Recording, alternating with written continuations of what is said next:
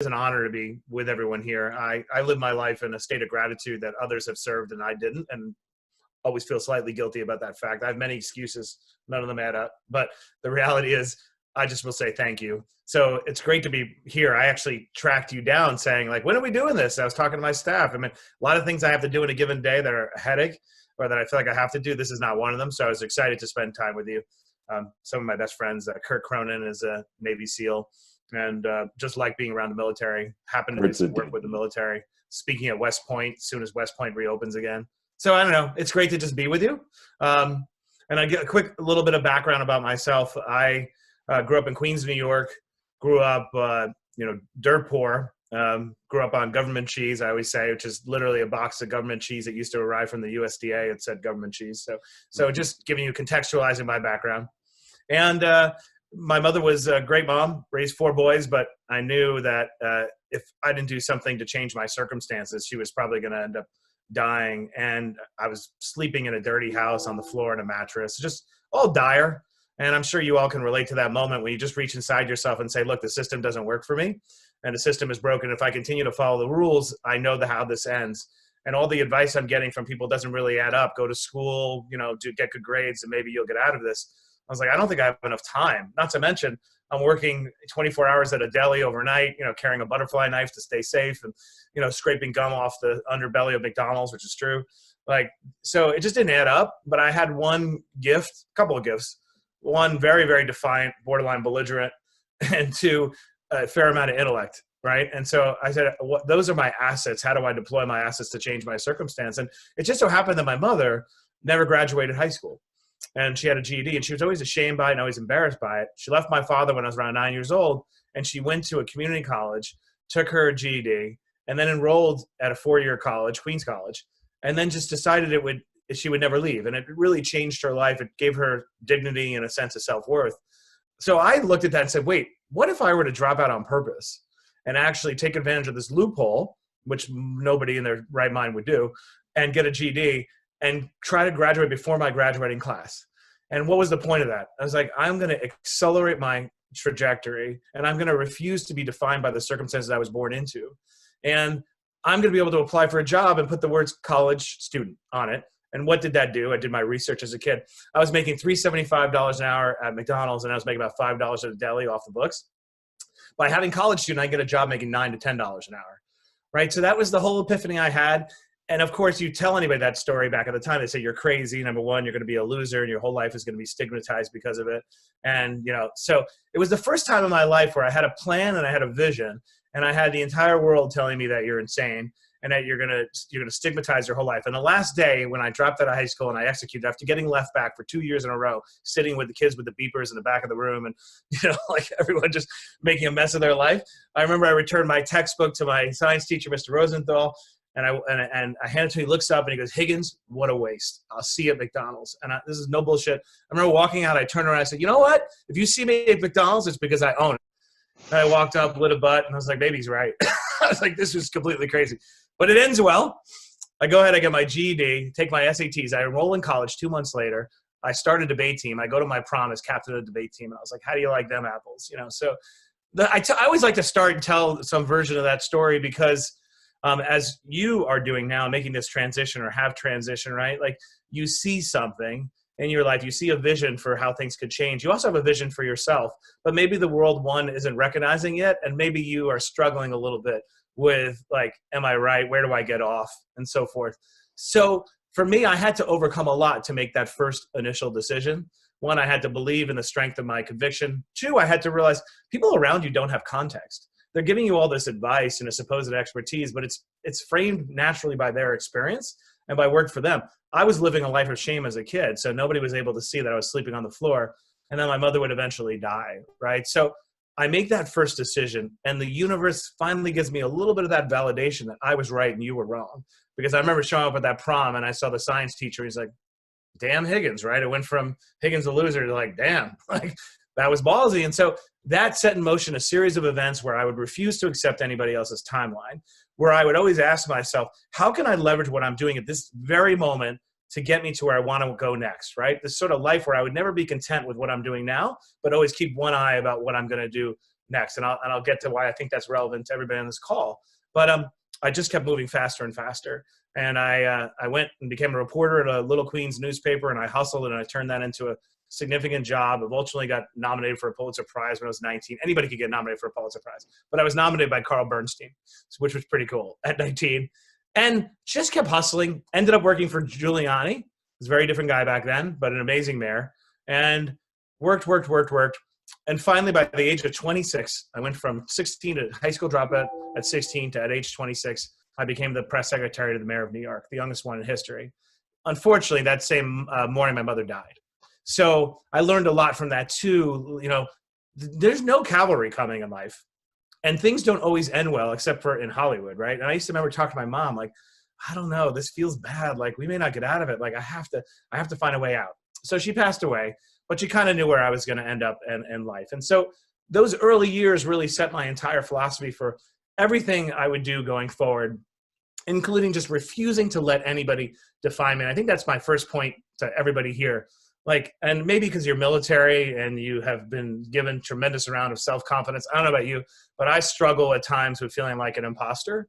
And it's probably the number one thing that I've had to overcome and cultivate is to turn the voice in my head into my greatest ally. And if you take a step back, it's like, where does this voice come from that's telling me I'm an imposter and telling me I'm, you know, whatever. And I'll sort of bring it forward to make it make sense in my current context. You know, leveraging. I always had this thought, like, what if I could go on Shark Tank? What's the number one way to demonstrate you are the absolute best investor in America, right? Like, I know I'm an unknown kid from Queens or whatever, but I've put $500 million to work investing, got a great portfolio. What's the number one way you could telegraph that you are, in fact, the best? And I love the show, and I watch it with my son. So I came up with this Paused. crazy idea. I'm like, right? Huh? Sorry. Oh, no, your video froze. You're good.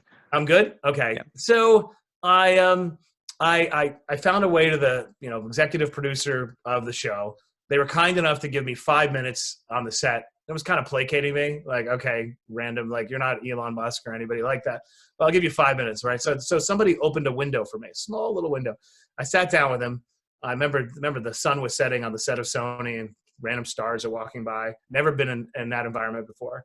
And then after 5 minutes turns into 10 turns into a half an hour and a half later, he was like, I have to tell, I've never heard a story like yours. And we don't quite have a story like yours on the show. Like, you are living your life. You do what sharks are supposed to do in terms of helping people.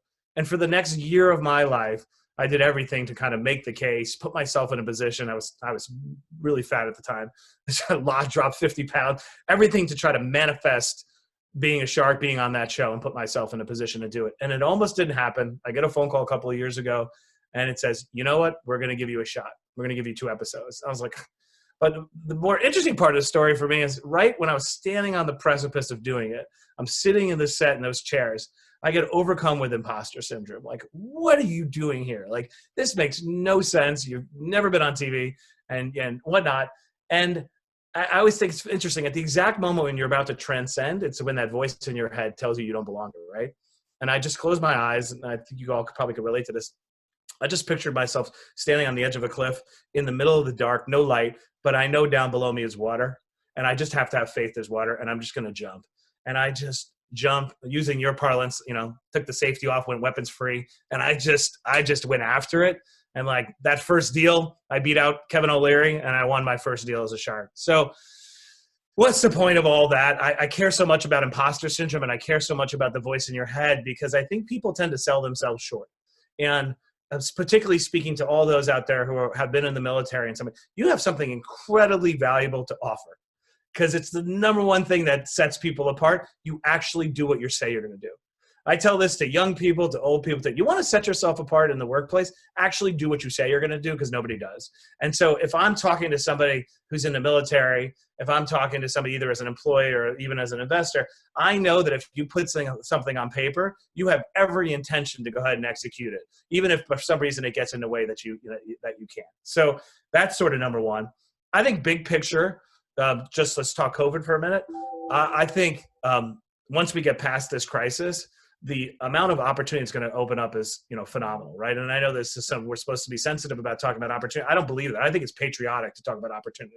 Like, we have to get back on our feet, and this idea that we have to stay in a perpetual state, of being beaten down is not going to help America get back on its feet. So I'm focusing on looking past this and how are we going to come back up again?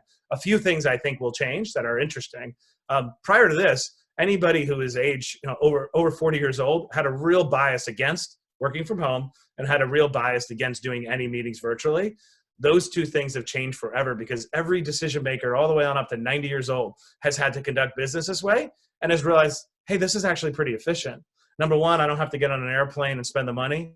I don't have to put the wear and tear on my body. Also, if I'm sitting at home, like, I can go ahead and downgrade my real estate by 50% because I could rotate my staff in and out. And three, I don't know if you guys feel this, but I find that the work I do from home, and I used to be a curmudgeon about this, is actually more productive and meaningful than the work I do in the office. It's not as efficient, right? Like, I take more breaks, I get distracted by Instagram, the dog, whatever. But when I do lock in, I'm playing offense more than I'm playing defense. Before, I was playing defense. My calendar gets filled up with things that I didn't decide. I'm not really putting my energy into things that are hard, that really move the ball. Now that I'm home, I set my calendar and I move the ball in ways that are so much more impactful. So what's the point of that? A whole sprout of businesses that might not have been able to get launched because they were too CapEx heavy. They either required, infrastructure, office space. You could launch businesses 100% virtually now. An investor is not going to say, wait, what do you mean your staff is scattered all across the United States? Or maybe for those of you looking internationally, how are you going to make it work when somebody's in London? How are you going to now you'd be like, oh, Zoom. Right. You'll just manage virtually. So that's incredible. That means the bar to getting off the ground is a lot lower. And also investors are going to look a lot more favorable on virtual businesses. So anybody out there who's, world kind of depends on that or could take advantage of it, I'm very optimistic.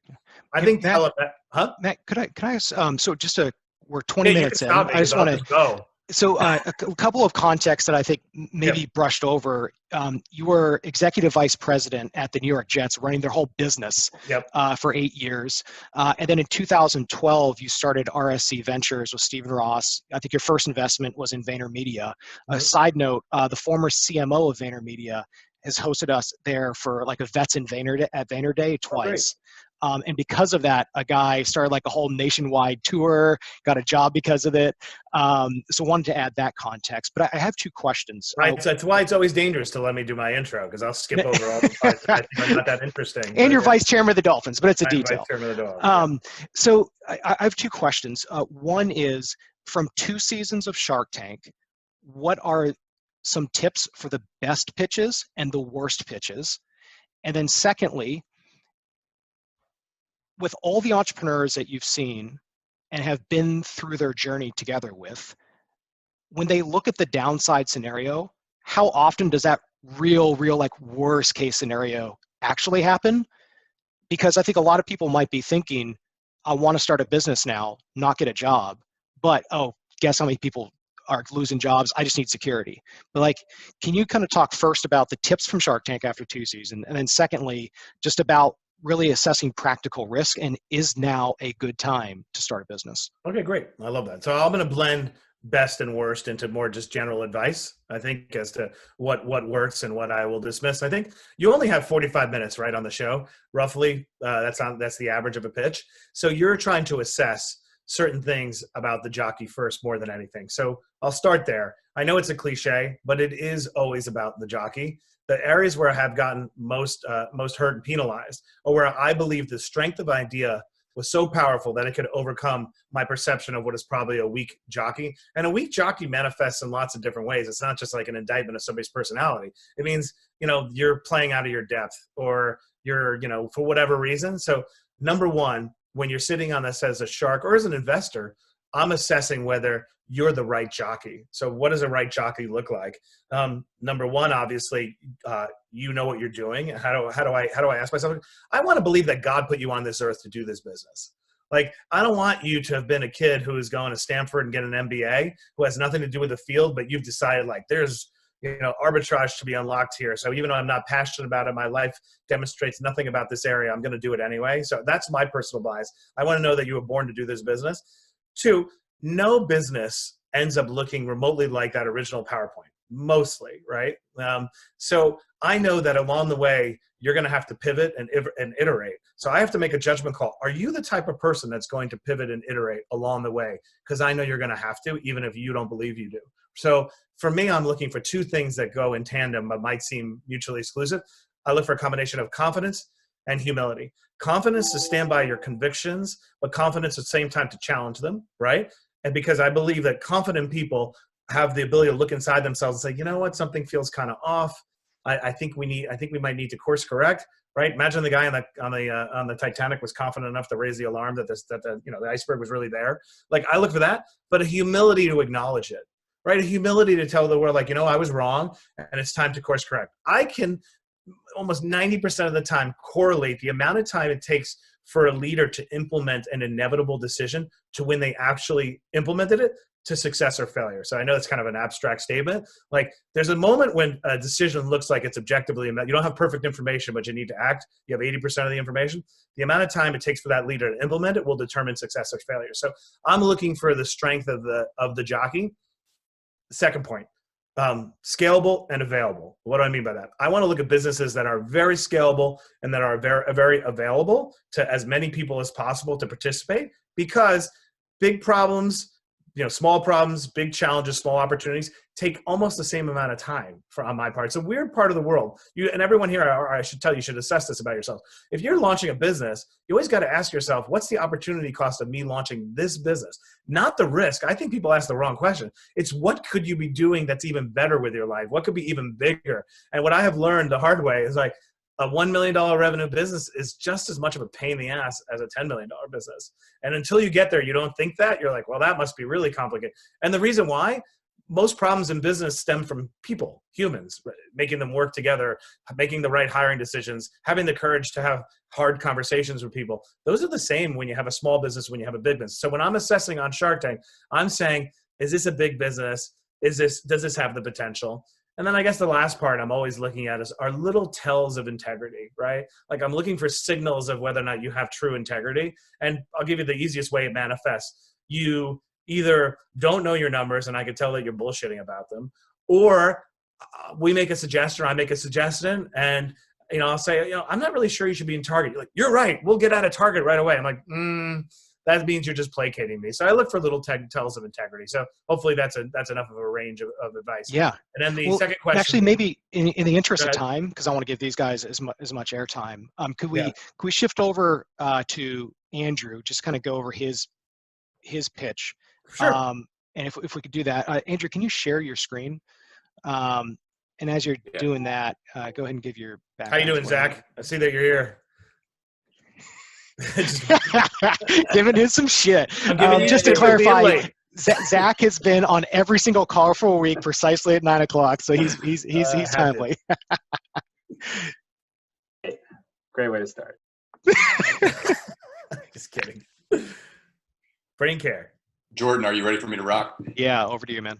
All right, Matt, really appreciate it. My name is Andrew. I'm one of the co-founders and the CEO of Brain Care. We're going to be the first telemedicine platform in the market for head and $1 million to do that.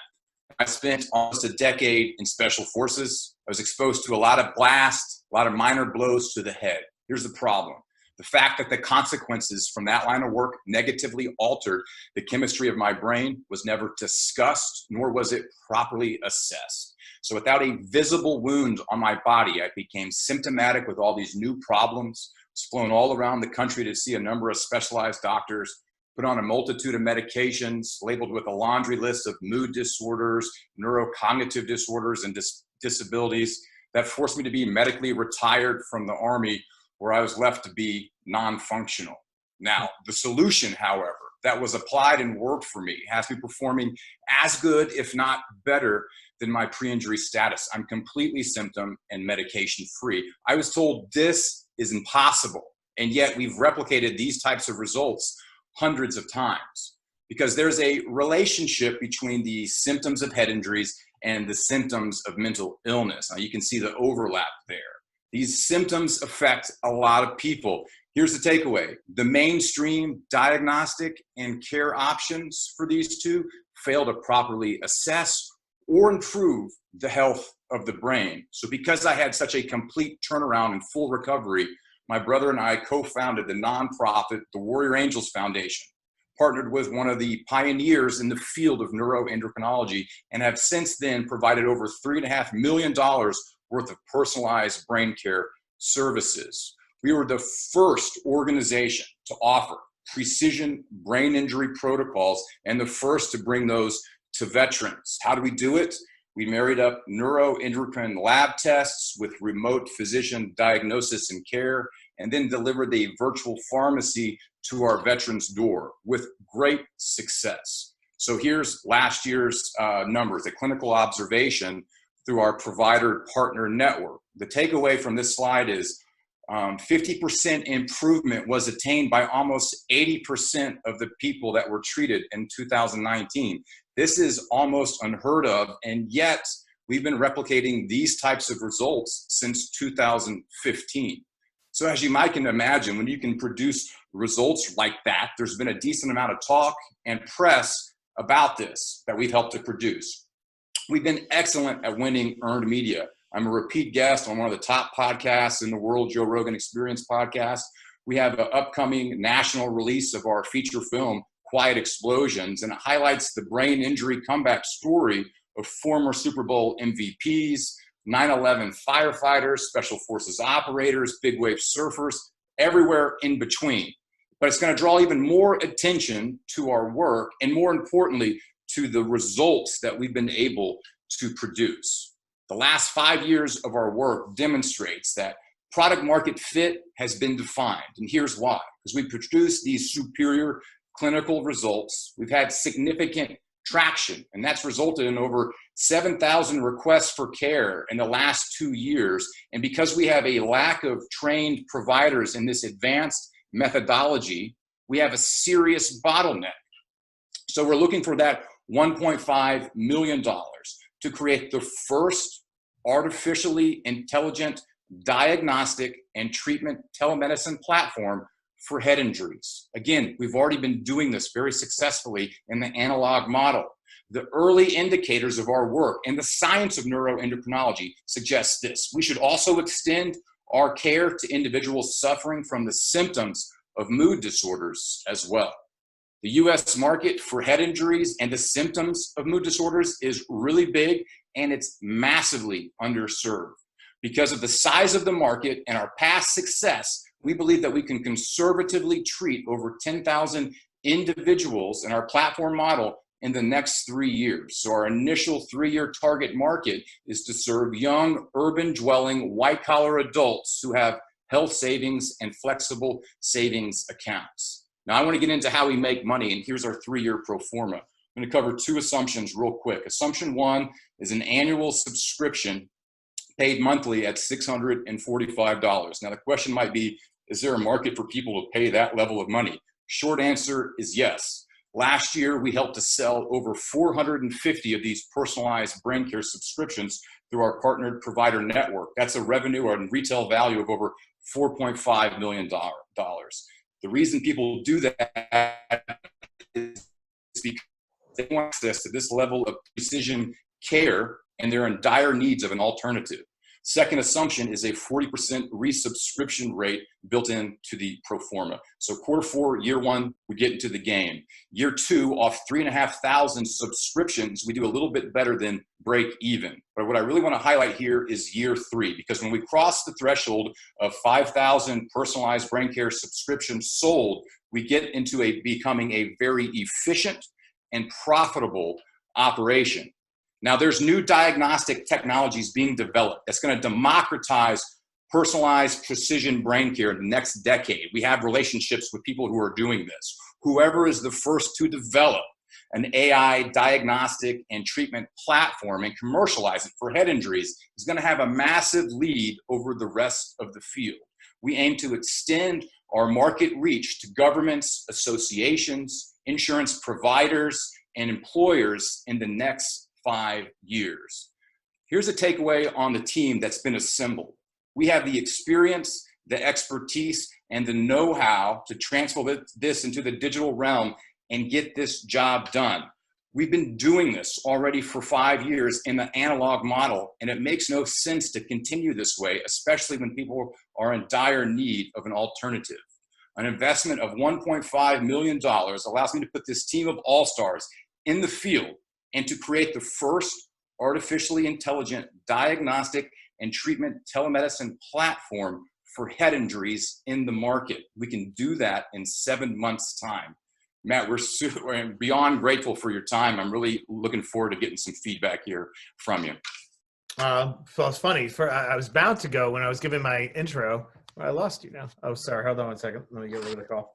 I was about to say that one thing I think that has absolutely changed, a huge opportunity, and it's stating the obvious at this point, but is telemedicine. I think that a lot of regulatory changes took place in the last 4 months that would have taken a decade to get done or more. And more importantly, psychologically, people now feel that it makes much more sense to deal virtually. So you're hitting the market at the right time. I just want to make it a little less abstract. What in a current steady state, what specific services are you providing that wouldn't otherwise be provided by a TBI patient through the medical system? Yeah, so the biggest barrier to entry is a number of qualified trained providers. So that's why we have that bottleneck of all this demand and not enough trained providers to give this level of precision care. Our technology would allow us to automate that process. So we're given in the brick and mortar model right now, this precision level of brain care, allow us to automate it and scale it from the brick and mortar model, boutique model, into a truly scalable, standardized solution. But what happens even in the brick and mortar model? Like what kind of services are people getting from you for that $650? Let's just call it $650. Yeah. So it's advanced neuroendocrine lab testing, physician consultation that then goes over those very in depth. You get a personalized protocol based off of your unique physiological needs, and then everything for your personal protocol, meaning natural products and pharmaceutical products delivered to your house, and then follow-up medical guidance in between. So can you give me the top 3 interventions that would come out of it? I'm just trying to imagine that would, treat related, especially related to TBI, just leaving aside the bigger market for a second. I'm just curious. Yeah, there's 2 main things that we're going to do with this lab, and it's going to identify if there's neuroinflammation, and then if the hormones produced in the brain have become deficient. So the treatment process is step 1, reduce inflammatory chemicals; 2, replenish lost chemistry back to physiological levels. And then when you do that, that reestablishes an environment in which the brain can heal, because before that, it's an environment where it can't. So we reestablish the environment that's conducive to healing, and then the results are very clear. This happens and symptoms go away, quality of life improves. That's amazing, and I don't doubt it, by the way. So the biggest inefficiency in the system is that if you're somebody who's dealing with chronic issues related to a traumatic brain injury, the panel that you're going to get through your GP or whoever your treatment is not really having all the tests that you're saying that would lead to a diagnosis that's 100%. Chronic conditions, right? 100%. First thing is you have this very sophisticated panel and doctors who know how to interpret it, right? And then doctors know what to do about it, right? So it takes 90 minutes to 2 hours to be able to interpret it, 18 months to become proficient in it. And now we can do that with essentially a push of a button. That's the big change. So I got that. So what does the word AI mean in this context when you're saying you're using the money to create an AI platform? I'm not following that part. Yeah, so at first it would be expert software. The neural network is built under it, and it's being trained on the platform. So it's observing providers interacting with patients. It knows the cognitive processes by which we can make a diagnosis and treatment recommendation. At some point, and I'm not the expert to know how this works, but it becomes better at doing predictive analysis and treatment recommendations than any human could do, and then much better than all the humans in the world could ever do. And at that point, it can actually produce a better diagnostic and treatment recommendation than the current knowledge that we have, because it's both qualitative and quantitative it's getting trained on. But the gap that you're taking advantage of the marketplace, though, is that there's a level of care that's just not being provided to somebody with a TBI, right? Because not the expertise, and probably a lot of the issues, not that they're being dismissed, they're just not being tackled with the same intensity and the same know-how you bring, right? So even if there was never the AI platform to be better at that, you're still providing a valuable service that the system doesn't provide, right? At the end of the day? 100%. The patient doesn't care. They just want to feel better. Right. We can do that. They don't need to know about AI, but that is... As an investor, this is one of my first feedback is really smart. You're hitting the market at the right time with telemedicine. everybody cares about this issue, and wants to do something about it. That the AI almost presents a barrier, like, oh, now I need to see what this tech solution is to providing it. Where the reality is, post-COVID, everyone understands the idea of a doctor being able to look at somebody remotely with chronic health issues, analyze a panel, and be able to prescribe 5 interventions. I use the word prescribe generically, right? 5 interventions that are going to dramatically improve your quality of life. We're going to use this dedicated platform where you're inputting how you feel, the changes, so we could track it, right? And you're going to have interaction with that telemedicine doctor, whatever the time frame is. I'm just saying, I wouldn't focus too much on the AI because I think it's like unnecessary. I think you're in a great spot. So just putting that off to the side for a second, the 650. None of it's covered by insurance or can't be covered by insurance. Help me understand that part. It can be covered by insurance. The reason being we want to go a different route because some of these advanced panels aren't recognized as being necessary to be looked at because it's not well understood by insurance. So that's one reason. We've been playing around with other labs, early indicators where we can probably drop the cost in half, but that's what we've been going off of in the past. So I wanted to stick to it for the presentation. Okay, got it. So playing around with other labs, but do you see a world in which the majority of the panels could be covered? And I guess my only point is there, let's say, for example, is there a base case of a panel that would be covered for which it makes sense to charge $450, $500, and then there's an upsell for, more sophisticated, just so that you could show that the business scales a little bit easier? Yes. Because it's a lot easier to get a bunch of patients who have insurance than it is to find people paying $650. Absolutely. Are there levels? Yeah, absolutely. We're working around with panels right now that we feel will be covered with insurance. So it's still to be determined, but it looks very prominent. And because this is science that already exists, it's just showing a bigger use case for it, making it applicable to these insurance providers. That's why I feel in the next 5 years, we'll absolutely be able to develop in that arena. Jordan, one more point, and I could stay a little extra. I can stay an extra half an hour if people have time. I want to spend appropriate time on it. Check my schedule. Yeah, clear. So there are a bunch of startups happening, and I can kind of connect you to one in particular that is really looking to scale mental health services by vertical that you're in, right? The whole point being that nobody really has a brand that is to deal with people in a non-generic way, right? Like if I'm dealing with, I don't know, I'm not coming up with good examples, but you know what I'm talking about. Family therapy, all these different areas, right? To me, this is traumatic brain injury. It's its own vertical that requires its own holistic approach. Special MRI diagnostics that can really determine whether or not, like in a state of concussion, whether you have the signatures of injury, healing that goes. There's a ton of science, as you know. I'm not telling you anything, but I know a little bit from my NFL experience. Plus, I'm on the board of a med tech company that does brain MRI in Canada. So my point is, I'd love to see you partner up with one of these companies that are only launching in the last 3 to 6 months that are about scaling this mental health. They're principally doing it through brick and mortar, but you could be a vertical of one of those and sort of ride along with that journey. That was my first thought, because I'm thinking about how do you scale up a little faster, probably.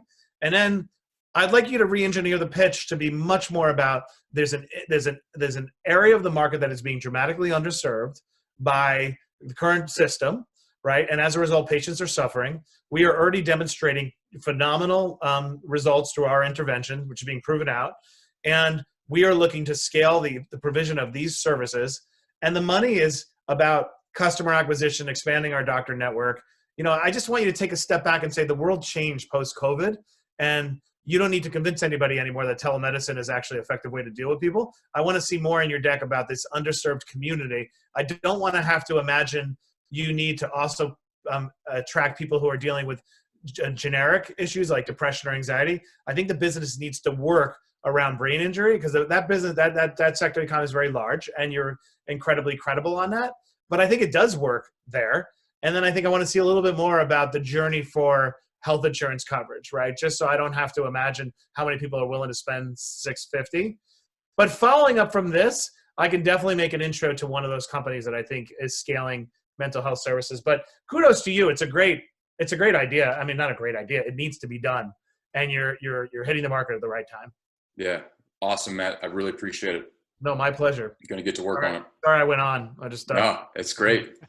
No, it was really good feedback. It was really good feedback.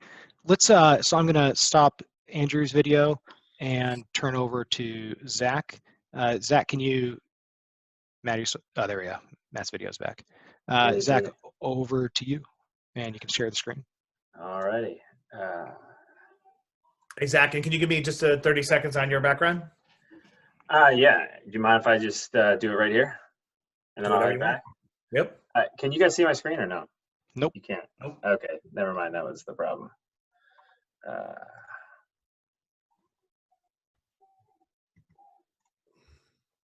I can see it. All right. Yeah. So not how I was going to start, but my background I'll do first. I'm the Zach Marshall. I was a Navy SEAL from 2009 to 2019. I managed 70+ person continuous multi-million-dollar projects. In 2019, I transitioned out of the military and I joined the startup ecosystem here in San Francisco, where I ran operations for a venture-backed robotics startup that raised $6.5 million. And I was with a spin-off company. I was a founding employee of Rapid Robotics, which raised $4 million, and a co-founder of an economic development nonprofit called Scale FLX. In the process of that, or throughout all this, I managed everything from C-level Fortune 500 relationships to 5 teams in different countries, or 5 different countries. Yeah, so that's my 30 seconds. Jordan, thanks for putting this together. Matt, thanks for being here, giving us this opportunity. Good to kick it off. Yeah, please. All right, so I'm building a company called Contera. It's a marketplace connecting skilled security professionals with foreign contracting work. You already know about me. Today, I'm trying to raise $250K, hopefully on a convertible note, maybe priced later, and that's to hire a VP of technology or recruit a co-founder, prove the market manually, build a no-frills MVP, and hire myself full-time. And of course, this will be to build traction for a future seed stage financing. So the problem we're talking about is foreign contracting companies struggle to identify and hire the security professionals they need. This means that they lose contracts, can't bid on contracts, get fined for failing to perform on contracts, and they can't grow their business. This is crazy to me because every security professional that I know wants these jobs, and every company that I've called wants to hire those professionals. But the industry is so opaque and difficult to navigate that no one knows where to look. Our solution is to build. Can I pause you for 1 second? I just want to make sure I understand the problem. These are countries outside companies outside the United States that are. No, these are U.S. companies that contract. Yeah, not clear at all then. These are U.S. companies that are hiring U.S. citizens to fly overseas to do contracting work. So the job is foreign contracting. These are domestic companies. These are U.S. companies looking to hire U.S. citizens to do work contractually overseas. Correct. And they all want ex-military or whatnot. Yeah, specifically in the first vertical, which is private security, talking about today. Got it. Okay. Yeah. I want to make you rework this slide then.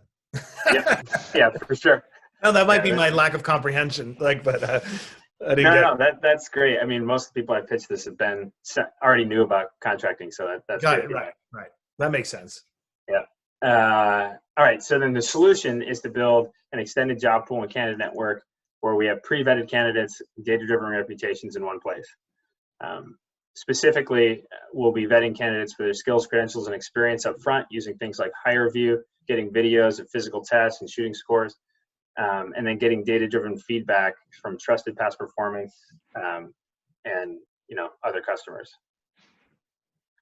So this will be a two-sided marketplace with skilled labor on one side. Those are the free users, and the hiring companies on the other. They'll pay per transaction, and the companies I've talked to are more than willing to pay 10%. Some have offered higher. So this is something that they want. And so we're starting with private security as the go-to-market niche because it has each transaction is just worth a lot of money, right? So average transactions between $18,000 and $58,000 per 90-day contract. There's frequent repurchase where operators will be back on the platform every 60 to 120 days to look for their next gig, which means another transaction. It's underserved and completely ignored by the large incumbents. And private security just realistically has very specific skill sets that have to be vetted. You can't just trust somebody who applies through Indeed.com. That brings us to the competition, which is click-through job boards, in-person job fairs, recruiting software like ZipRecruiter, and word of mouth. I've talked to companies recently, one multi-billion-dollar security company that said that their HR professionals are using ZipRecruiter to post, armed security jobs in countries like Iraq and Somalia. on white collar, job boards like Indeed using ZipRecruiter, and it's completely ineffective, right? They're getting tons of people who apply who are in no way qualified. They have to put up these posts in all 50 separate states because there isn't really a mechanism for foreign contracting. It just doesn't really fit. So they end up relying on the word of mouth, and word of mouth does provide some trust, but it's just not efficient, and you can't plan for it. If you're going to go bid on a contract, you don't know how many recommendations you're going to get. What's that website down there? Shooter Jobs? Is that such a thing? Like, is that it's actually the one that talking to the supply side, the labor side, it's the first one everybody mentions, and it's just as bad as it looks because I've been on there to try it out and it doesn't work. Okay. I couldn't believe people trust it at all, but they try it. I like the literal nature of the title at least, but right. Shooter Jobs. And Gunslingers was another idea I had. Like $70,000. Yeah, so we're better because we're the only place for candidates to actually build a professional brand and reputation that recruiters can trust.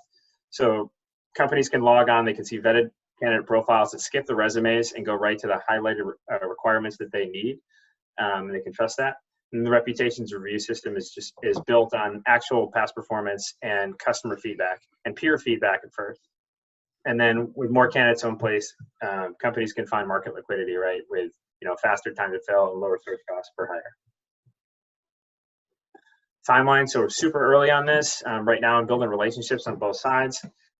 This last week, Perkins Coie finished the docs, so I get to start manually matching hires and charging some revenue on that and curating those interactions. With the $250K I'm trying to raise, I'll be able to launch an MVP with a small team that puts a digital wrapper on it, just basic functionality for positive user experience, test the market. And then next year, hopefully around April, Q2, we'll be able to raise a full financing round and then go to launch a full product that automates interactions at scale and then iterate until we find network effects. So raising $250K to prove the initial market, build a no-frills MVP, hire the team, which is myself, and a VP of technology or co-founder, and that's to build traction to raise Series C. But before I go to the thank you slide, I just want to mention the vision, which is not just stopping at private security. Yes, it's a $9 billion market. It's a space that I really understand. Everybody accepts my calls. I'm finding traction on both sides in those customer interviews. But realistically, foreign assistance contracting as a whole, the verticals all inside that have the same problems. And that's a $202 billion industry annually. So we can go after things like firefighters, nurses, construction workers, anybody who's crossing a border, even future third country nationals that are crossing from other countries to help, like for example, South Africa to Iraq to do construction. Like all of that needs specific vetting on skills and qualifications. There's no mechanism or platform for that today. So that's how we built this $2 billion business. So before you do the thank you side, don't worry about that. Question. Boom. There it is. Thank you. Oh, thank you. You're welcome. So, why aren't bigger players paying attention to it if it's a $9 billion space? So they're super competitive. Right now, the way that the private security industry has built up, and the top players are only 10 years old, like Constellus and Triple Canopy and these things. They build these small private security companies, and they keep their networks super private. And their networks are churning, right? Because these are all people that are getting older and coming in and out of these types of jobs. But they keep their networks private. They build up, and then they either sell to a larger company at the 2 or 3 year mark, or they go buy other security companies. And then they do this huge competition for getting these different contracts with the government and with foreign governments as well.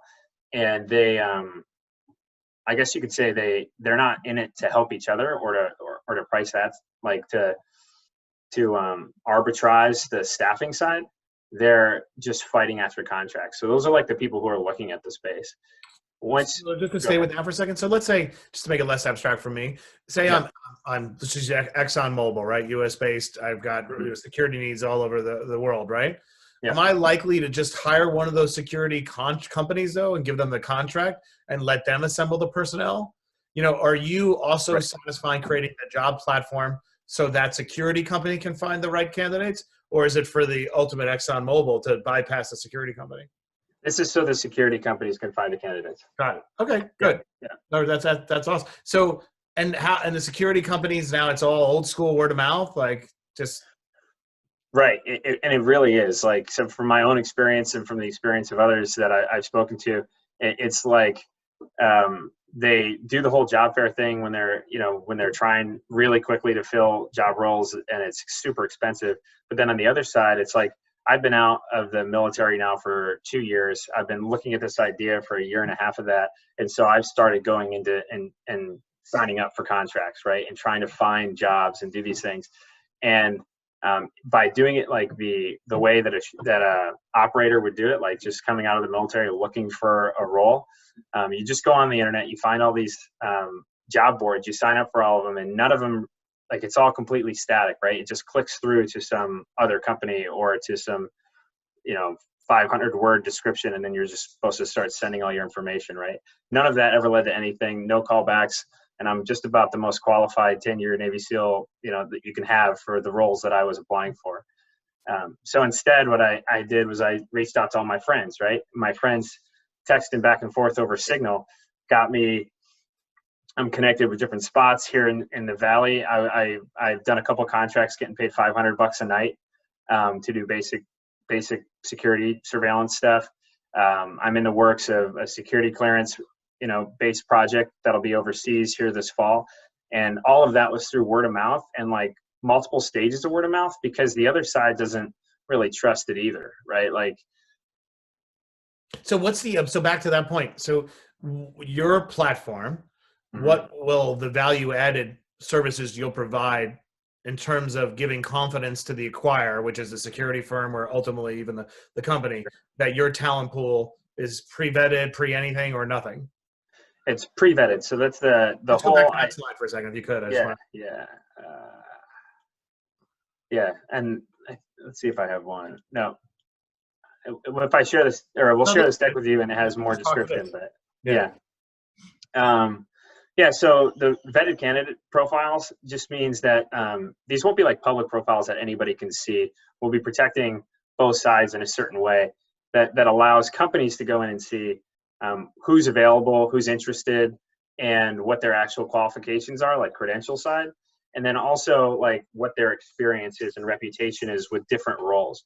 So a team leader, specifically the team leader role that's on in every one of these contracts, even if it's a 3-person contract, is like super competitive and super drama based. Like everybody I talk to has these crazy stories, people getting fired all the time, and this other broken spot to it. And vetted candidate profiles is like our top government agencies that hire these contractors. One of them I spoke with recently. Out of 25 people that showed up to a class, like 12 or 15 of them will get kicked out like 2 days in to a 3-month process because they weren't who they said they were. They couldn't do the push-ups they said they could do, like really basic stuff that we can vet, just like how CrossFit vets for the CrossFit games. So that's how we would start. How much mental energy have you put into like, what are the top 7 criteria that I would have in order for somebody to be on this platform? I'm just curious. Not enough. To be honest, I've been coming at it from the tier 1 side first, and kind of just growing from there, which is, do they actually have PSD mobile experience? Meaning, have they protected somebody in a mobile scenario before, like with vehicles? But I assume that's the largest market of people one would require is tier 1, I would think, right? So right. Yeah, so tier 1, and then has the actual experience. A lot of people have been trained in it. That's different than having actually at some point in their career actually driven and done security for a principal. Can you take me back to the revenue model again? Who's paying you? Where are you collecting? Yeah, so at first, this is pretty much just a basic recruiter model where companies would pay us 10% per transaction. And the future growth slide that I took out of this, we want to move that to a subscription, right, where they're able to hire as many people as they want, and we're doing enterprise subscriptions. And then ultimately, where I think this becomes the most powerful is, taking a play out of RigUp's playbook and adding PEO services, right? Allowing these companies to quickly scale for whatever operation they have, because we provide the payroll, insurance, and HR onboarding process, and they can just lease people. What part of being successful, now taking a step back, big picture, when you think about what it's going to take to win, are there elements that either overwhelm you or feel like you're missing a skill set that you really need to bring on board in order to be successful? Yeah, so coming from the just moving into the tech space and being a robotics startup and just seeing how that failed, like a 5-year startup, millions of dollars, and customers signed up for hundreds of thousands of robots. How that then, yeah, right. So I held onto that airplane until it fully crashed into the ground, and it was fun along the way. My mentor, Tim Smith from B Partners, was just like, hold on so you can really learn as much as you can before you're out of this thing.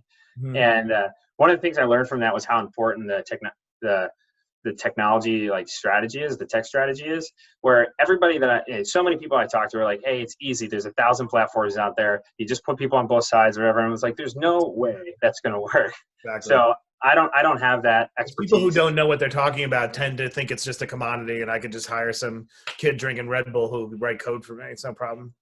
Right. So that's probably the spot that, I'm weakest at. And then to be perfectly honest, where my hesitation today in this at all is just that private security really is a very prime contractor heavy space, even though the prime contractors, so let's say the top 40 companies own like 95% of the market on the demand side. Even though everyone I've talked to wants this and said, yes, we'll do a test. We just tested another ZipRecruiter style thing that also didn't help us. Even though that's true, and that might lead to an early acquisition if we build a strong supply and get it moving or whatever, the more I dig in and the more demand customers I talk to, the more the whole foreign assistance side is just so much more fragmented, and like thousands of smaller companies that are $10 to $30 million, and how they have the same exact problems. They want to get some PhDs to Rwanda to work on some humanitarian project, and they have to go to their tiny little network to try to find people, and they end up just taking a referral, as opposed to if they could just put their credentials in and not have to read 100-page CVs, if you've ever looked at those people's CVs, to try to figure out whether or not they'd be able to just solve some project overseas. And what about and just psychologically for you, like I'm detecting some risk aversion or something like that in your life? Like, is that because you saw something crash and burn, or you just had a child, or where's your head at? Is the risk aversion because I want to hire myself first? Well, there's that, but a lot of people do that. No, I'm just detecting a hesitation. I'm just trying to figure out what it is. I think I'm probably still suffering from being late to this meeting, to be honest. Oh, good. I'm glad I knocked you off. But yeah, no, I do. Zach, can you give me your update on like your situation in life? You're moving to Rochester. You have 3 kids. Yeah. Full life. Okay, sure. Yeah, and 1, I was late to the meeting. 2, I'm in a nursery that's filled with boxes because we're moving to Rochester, New York in like 3 weeks. Can you guys still hear me? It's frozen on your side. We're good. Okay, or my side.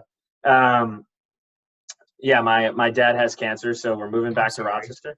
Yeah, he'll be all right, but it's actually awesome. Scale FLX, I mentioned, the nonprofit I co-founded. The whole point of that company is to recruit technology companies from the major cities and have them open satellite offices in Rochester. So Rochester's got awesome tech talent, tier 1 schools. Like, it's a great place. It's ignored since Kodak and Bausch and Lomb and so on left. And so going back there, I have a massive, tech talent pool that I can go to and I'm already connected to build a company. And I can do it for, half the run rate or burn rate because, it's just a lot cheaper to hire people. So I'm doing that. I've got 3 kids and, all right, well, let me tell you. So let me give you my feedback. That was good. Yeah. I needed to hear that because there's something heavy on you. So let's shake it off. You know what I mean? Like I always say things, by the way. I think kids should not make you risk adverse. They should make you willing to take on tons of risks because they give you something to fight for. I have too many kids to count, 4, and, one of them is, just has a lot of her struggles with a lot of her own issues, which I keep private, but these kids motivate me like every day to fight, and so, a couple of thoughts. 1, it's a great idea. So let's just sit with that for a second. It's very hard to find a great idea that can actually generate money. You've used your insights being a sniper and being a Navy SEAL and understanding how hard it is to get the right qualified people in a very inefficient system to identify what is a business. So just like pause, because that's hard. And then you clearly have the intellect to envision what you do to bring it to reality. And it doesn't have to be a multi-billion-dollar business. People always make the mistake, like, I need to have, this needs to be Google. Like, well, what if it only did $10 million a year and threw off, 23% margin? That's life-changing, right? So I just want to sit with that for a second. Like, there's such like an emphasis on like venture and it needs to have massive returns. Like, it's a good, smart business. I think I asked you before what you were missing, because I think that's you had great, really strong self-awareness about it, which is great.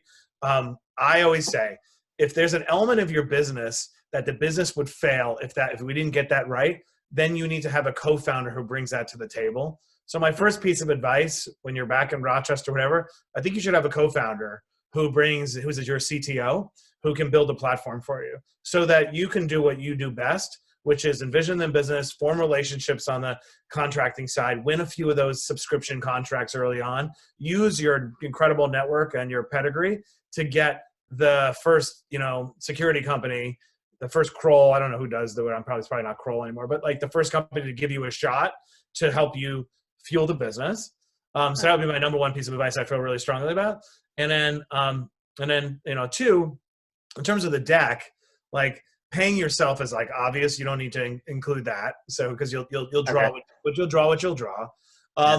That I think question, like, I understand why we need the digital platform, obviously, to onboard folks at scale.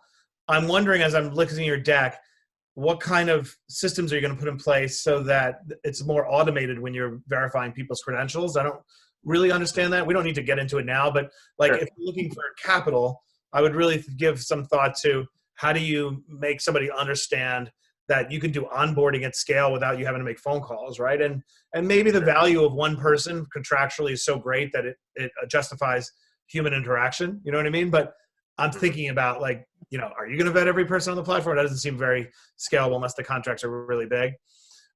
In terms of your long vision about different verticals, PhD, that's amazing. So my advice to you would only be, make this incredible, and that will happen. And if this is a business that does $5 to $10 million a year, it's going to change your life and your 3 kids. So, have that in the back of your head, but who cares?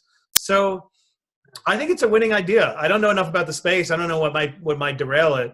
I think the first thing is you'd probably have a better chance raising the first seed capital if you had the CTO at the table, because I'd look at your deck right now and I'd see a mock-up of Indeed.com for snipers and right, professionals. But I guess what I'd like to leave you with today is, like, shake off the risk aversion. It's a really good idea and it's worth going for. It doesn't need to be $1 billion business, right? Like, it needs to change your life, feed your family. But I'll reflect about who I could intro you, either on the CTO side or who I can intro you on the first contracting side that might give you a little bit of advice.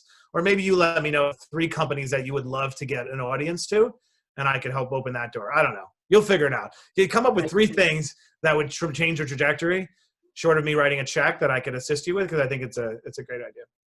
Now, I have a question about founders. And when you look at people who have come into the co-founder situation, like, I've made that mistake. Like, I've learned my lessons the hard way. But, in his situation, for example, where he has all this validation, but the missing piece that he and maybe others are facing is that maybe the technical founder or whatever. What advice do you have for how to successfully do that and to mitigate the risk of,